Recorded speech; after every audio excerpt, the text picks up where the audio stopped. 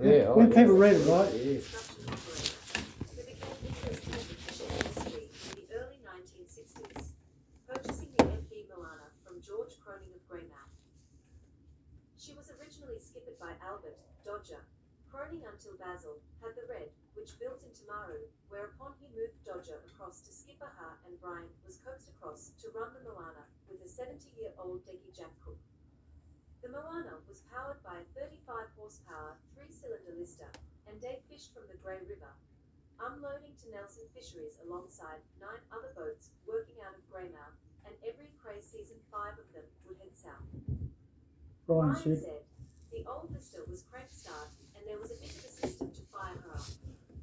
First you lit rags and placed them in the intakes, decompressed the cylinders by turning 3 knobs on head then turn her over, which eventually warmed the cylinder. You know, commas in. As she fired, you wound in the knobs to increase the compression. The boat was rotten as pear, so we spent As a much pear, of our was, time yeah. trying to stay afloat. Short job. There So that's wasn't what's a going lot to sound of on people read it. fishing out of the port, particularly when the price of soles was only 1 shilling a pound, and generally you could only work about 100 days a year. So with the young family, Brian fished in the days they could, working the day shift on the Greymouth harbour board, driving the dragline that passed between the 2 breakwaters. The Moana had no sounder, so they fished on marks, usually coming in with around half a dozen boxes of flats for their couple of toes. Brian would head straight to work, and old Jack would unload. That's right, isn't it? That's right, yeah. Full-time That's fisherman. it. That's when he got murdered. His fishing became full-time when Brian took on the deckhand job with Ralph Bull Leach on the Mamari, doing 2 cray seasons. Yeah, that's the way they say it. Yeah. He's American. He was also on board when the Mamari went to Nelson for a full engine rebuild. Yeah, And when the generally surveys, he would first only survey. work about 100 days a year. So with the young family, Brian fished in the days Just they jumped in. working the day shift on the Greymouth harbour board, Fuck off. driving the dragline Fuck that off. passed between the 2 breakwaters. It's meant to go down in there. Jumped in for some reason. Oh, I think you moved your arm. Haven't moved. It's settled. Brian enjoyed working with Bull, but in 1966 his father Basil had set his eyes on bigger things, buying the unfinished South Seas from Lidgards of Auckland. Renamed Lady Dorothy, she was an unfinished project with a D9 engine producing 350 HP at about 14 litres an hour. That's right, isn't it? No, gallons, mate, not Okay. litres. Lady Dorothy, Gallons. Good one. she was delivered to Greymouth by Dodger Cronin, Basil and Brian, where she had deck machinery added by dispatch engineering before travelling back to Nelson to be finished by That's a Marine good one. and General Yeah. Donald. You found a fault Fished there. out of Nelson I remember for that. 18 months under Master Colin Priest with Brian, Andy Devine and Kelvin Wells among the crew. She was taking advantage of the more fishing days available than the West Coast, and she Oh, fished Andy in did, Cook yeah, Strait yeah. from Fairwell Street Colin around did. to Cloudy Bay, catching a I think mixture Wells of is the only species. one left out of our crowd, then. By now, Brian was a full-fledged fisherman, though he admits there was still plenty to learn. The learning bit came to an end when shortly after she made her debut in Greymouth, Basil gave her then skipper the chop and threw Brian in at the deep end. Big learning curve. Brian reckons it was a big learning curve on what was now the largest vessel in Greymouth's fleet. He began working on virgin ground south of Grey, having excellent catches of Terakihi and Wehu outside the 50-fathom line. Yeah, but that's the way they say Operating it. the Kelvin Hughes paper sounder and no radar, he was none the wiser and ploughed on opening new trawl grounds to the south. Brian, Bugs and Murray, That's a picture. Lady Oh, Dorothy, Hasn't been 1968. set up yet. Captioned. Yeah. Hasn't been set up Brian yet. said, it was all done on depths and landmarks. There were no such high-tech things as satellite navigation, and the old man, Basil, wouldn't put a radar on for a start. We had plenty of cock-ups, but also good Yeah. success, and as most fishermen know, there's always many mechanical issues to solve. Thankfully, my past mechanical and rigging experience gave me a head start if problems arose. Technology and net development available today weren't understood in those early years, and catches would have been much larger if I'd had more experience. The old man was a hard taskmaster, and we had some big blow-ups. My head was on the chopping block every bloody day. Nelson invasion.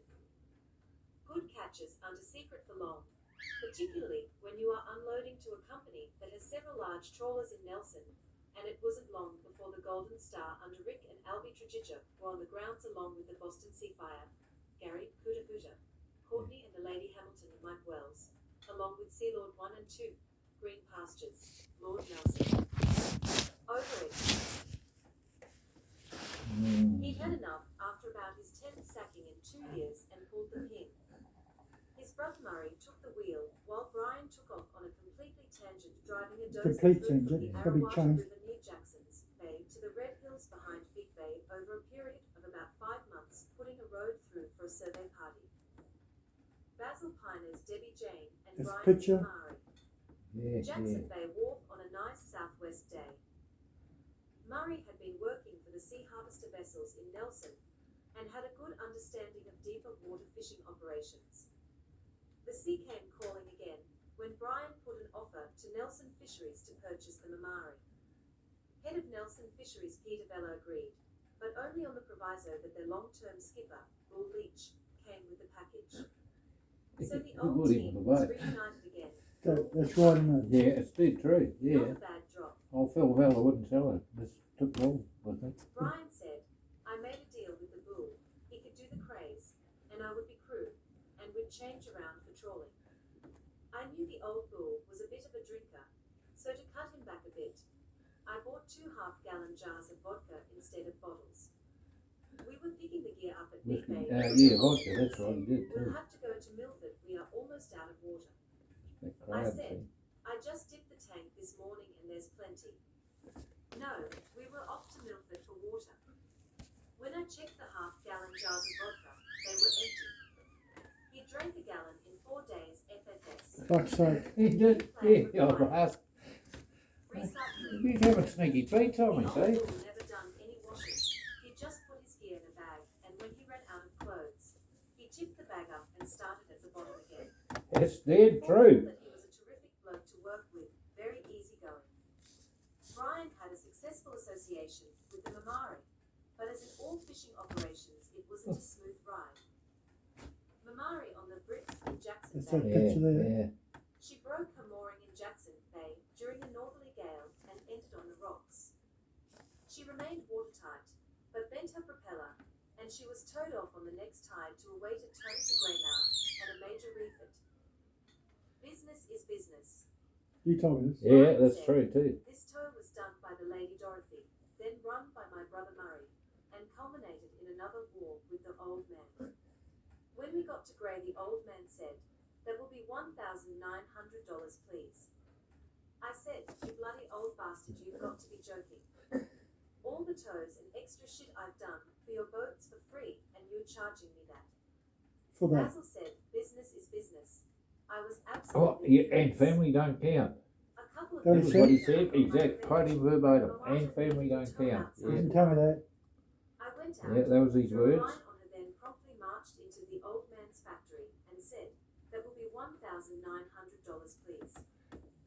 He was stunned, snatched up the double-decker checkbook he always had laying there and wrote the check saying, all he said was, "Now you're learning." I'd like to see fucking in there, but that was the words he said, now you're fucking learning. So I'll put that in Did there. you not pick that colour scheme? I was well in with the crews on the colliers who used to fly the What's coast. this? Stop. One night, Did you hear I the was start having there? a few drinks on board and mentioned I Stop. was buying. This is what I said. Listen to this. Did your dog pick that colour scheme? I was well in with the crews on the colliers who used to fly the coast. One night, I was having a few drinks on board and mentioned I was buying paint for the Mamari. By the end of the session, my custom line ute was loaded up with Union Company paint. The old truck was bottomed out as she dragged her ass over the railway lines on the wharf that night. I had enough paint for at least 10 years, hence the colour of the Mamari Union Company green and grey. We temporarily hid the paint in the back shed at the Gilmer Hotel until the heat died down. Later on, the Mamara caught fire at the Fisherman's Wharf when the old diesel stove threw a wobbly, damaging her badly enough to require a new wheelhouse. Sadly, a visiting fisherman who was sleeping on board at the time and was severely burnt. Possibility good. Although He the was too. wheelhouse was rebuilt, the injury to the person on board dampened his enthusiasm for the vessel, so she was sold to Brassels of Littleton. Brian then he purchased the Sea Fury. Sea Fury trawling off Camerons for That English picture salt. there. Yeah, she's a nice little boat. Salvage. That Life sometimes takes you strange pathways. It's about the end of it, And huh? Brian's went on a tangent when one not morning he quite. received a phone call from Dudley Palmer, the then superintendent of the Harbour Board operations, informing him the 2000 Collier Kermit was hard ashore inside the wave trap of the Great Northern. Titoki. She had lost Titoki. steerage Was when it entering Titoki? the We harbour, took on. That's right, and it the was. master drove her nose first into the wave trap. Because of his knowledge with both machinery and marine operations, the master insisted the Harbour Board engage Brian to organise a salvage operation, because the master believed he was the only one Mad enough. I was going to put capable. I said I was going to put mad. You put me in, I don't give a fuck. And consulting with the master, Twice. their plan swung into action. Large blocks and wire from the dispatch foundry, bulldozers and local support vessels all contributed. Once everything was in place and using the ship's own winches, they managed to drag her off in one tide It's cycle. amazing that. Although acknowledging he organised the salvage, he said dispatch engineering's cooperation and Harbour Board staff were invaluable in setting up the pulley system. Following this successful operation, Brian became the go-to man in many more strandings in NZ and across the Pacific. He became a qualified surveyor and salvage expert, mainly working for Sutherland Marine Insurers, who used him to assess the viability of salvaging over 100 vessels during the next 11 years, right across the Pacific. That's right, yeah. Brian climbing a rope ladder to That's this consult the picture master here. Yeah, that's to going aboard the salvage TikTok. Collier to Toki. I went up to McNabb and I said, what the fucking hell are you doing in here? Is the last video, Civic duties. I believe. Brian's contribution to Greymouth didn't stop at supplying fish. He was actively involved in the community. His civic duties included a long-time member of the Greymouth Harbour Board, President of the Westcoast Fishermen's Association, member of Search and Rescue, stood as a candidate for the National Party in a federal election. I didn't stand as a candidate. I was electric deputy A chairman. certified marine surveyor and salvager. Brian said, I threw my hat in the ring plenty of times when no one else was prepared to have a crack. Being president of the Fishermen's Association during the ITQ process was particularly challenging. I took pleasure in the forming of the lifeboat committee and the quality of the people that volunteered to run the operation. I travelled throughout New Zealand and the Pacific with my right-hand man Keith Bing Bennington, assessing and salvaging vessels as required. Bing was an invaluable compadre and confidant during these numerous and sometimes difficult operations. Brian will always be remembered as a fisherman and bush lawyer who took on causes where angels feared to tread, and if they were in the vicinity, would have had to block their ears. How's that? Brian was Fair enough, mate, yeah. That's the last There picture. you are. That's the head of the bloody, is that me there? Yeah, Yeah, English. yeah. English. There's the lifeboat in the shed on the ramp.